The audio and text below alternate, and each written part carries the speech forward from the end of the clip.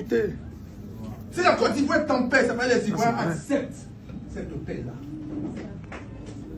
Si elle est hospitalière, c'est parce que les Ivoiriens ouvrent les portes. Chacun d'entre vous. Il faut qu'on apprenne à vous respecter. Et vous, inspirez le respect aux gens. Quand ils vont venir avec 2000 francs CFA, avec un t-shirt de fort mauvaise qualité, un pain avec la sardine, lorsque le tout ne fera pas plus de 5000 francs CFA, vous serez prêt à courir. Mais calculez 5000 francs CFA que vous divisez par 365 jours, multiplié par 5. Vous ne valez pas mieux ou autant que la nourriture qu'ils donnent à leurs chiens chaque jour. Tu n'as pas autant de valeur que leur petit animal domestique. Pourquoi veux-tu qu'ils se préoccupent de tes revendications ou de tes réclamations? Apprenez à vous faire respecter. Ah, le petit Gon. Il était rentré dans le corps de Dramane Ouattara matin, midi, soir. Mais j'espère que ça va continuer. Parce que vous, là, vous connaissez. Quand vous venez dans l'opposition 2-3 jours après, c'est pour aller vendre vos voix là. Alassane Dramane Ouattara pour dire que non, je ne suis pas d'accord. Parce qu'on a vu ici, comment on appelle là, le gars là même. Le conseiller d'Alassane Dramane Ouattara qui était avec lui à la présidence, il est venu dans désobéissance civique. Une semaine après, il a envoyé son papa pour aller demander pardon. Vous là, on vous regarde. Voilà, le petit Gon. Salut à toi, petit. Si tu es courageux comme ça, nous, Ivoiriens, on est d'accord. Parce qu'on sait que vous là, vous êtes des Ivoiriens de souche. On sait que vous là, ceux qui sont là, les Djoula qui sont là, ils ne vont jamais accepter que vous veniez au pouvoir. Quand vous voyez les propos, même les leaders, ils nous appellent les Boussoumani. Que les Boussoumani ne peuvent pas venir au pouvoir. Vous ne pouvez pas autoriser que les Boussoumani viennent au pouvoir. Mais vous êtes minoritaire. Comment vous allez pouvoir garder ce pouvoir-là? La question reste posée. C'est parce que nous avons nos frères du Nord qui ont trahi le peuple ivoirien, qui ont trahi la Côte d'Ivoire, pour permettre à ce que vous, les étrangers, là, vous preniez le pouvoir en Côte d'Ivoire.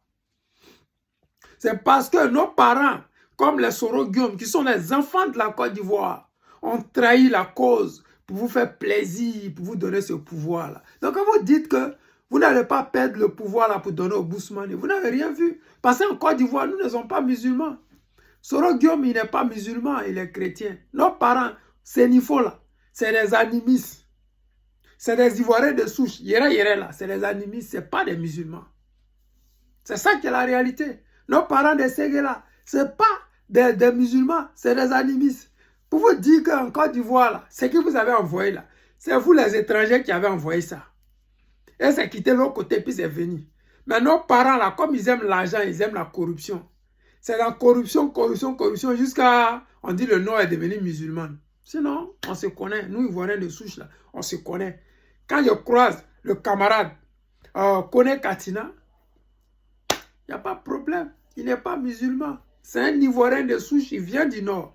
Donc vous avez essayé de manigancer, trafiquer les gens. Donc ça nous fait plaisir de voir les enfants de la Côte d'Ivoire qui rejoignent la bonne cause, le combat du président Laurent Gbagbo. Ce combat que nos parents, nos aînés, nos arrière-grands-pères, comme on appelle le gars là même. Ah, j'ai oublié son nom, mais ça va venir. On menait pour que la Côte d'Ivoire ne tombe jamais dans les mains des étrangers. Ouais, ils se sont battus pour ça. La famille Gon, aujourd'hui, là, cette famille-là, ils se sont battus aux côtés du fouet. Ils se sont battus pour que la Côte d'Ivoire soit indépendante. Mais on n'a pas eu la bonne indépendance.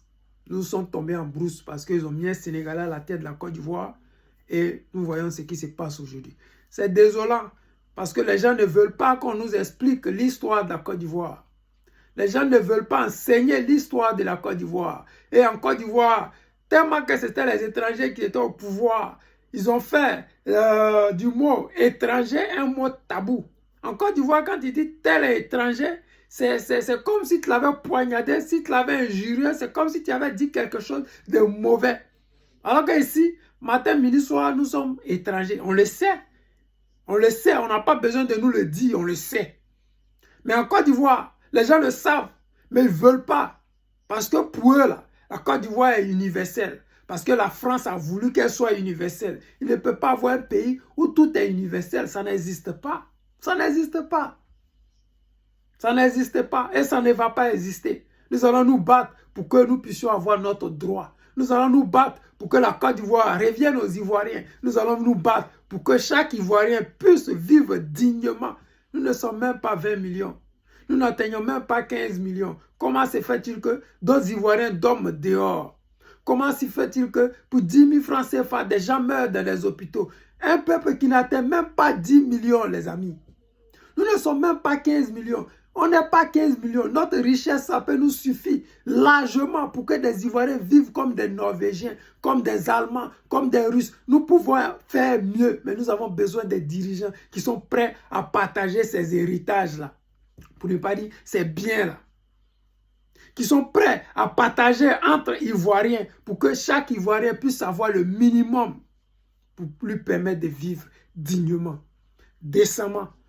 Envoyer ses enfants à l'école, se soigner gratuitement. On n'a besoin de rien du tout. On n'a pas besoin de l'aide de l'extérieur. L'intérieur seulement, là, on peut créer de la richesse. Avec cette richesse-là, on peut partager aux Ivoiriens. Les Ivoiriens font le manioc, l'igname, l'arachide, la banane, la tomate. On peut s'autosuffire. Le cacao, là, on peut l'exporter. Si on l'exporte, on peut le transformer sur place et après l'exporter. Ça va créer des richesses, de l'emploi pour la jeunesse ivoirienne. Nous, Ivoiriens, on ne devrait pas chômer. On ne devrait pas venir en exil. On ne devrait même pas demander l'exil. On devrait être comme des reines et des rois. On devrait être des princes. Mais hélas, les Français ont décidé de nous faire ça. Mais je demande au peuple ivoirien, à la population ivoirienne, de tenir la main du président Laurent Gbagbo et de l'envoyer au sommet. Il va nous le rendre. Ouais, il va nous le rendre. Je le sais. J'ai cette conviction-là. J'ai toujours cru et je continue de croire. Je suis le président Lota, l'ami des dirigeants qui se respectent. Je vous aime et je vous dis à tout à l'heure.